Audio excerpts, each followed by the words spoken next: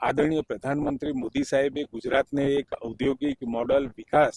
અને અહીંયા રોજગારી અને રાજસ્વ પ્રાપ્ત થાય એના માટેનો જે પ્રયત્ન કર્યો હતો, આજે વૈશ્વિક પ્લેટફોર્મમાં એ બદલાઈ ચૂક્યું છે અને ભારતના બીજા રાજ્યો પણ આનો ઉપયોગ કરી પોતાના રાજ્યના ડેવલપમેન્ટ માટે,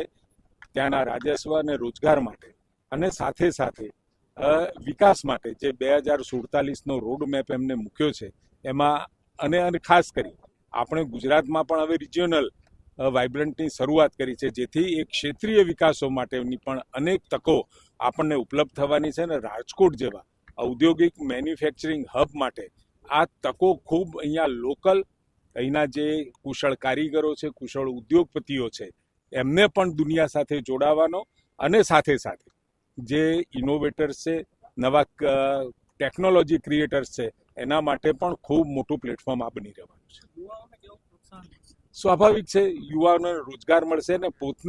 પોતાના મનમાં પડેલા આઈડિયાઝને પણ એની સાથે જોડવાનું એક આ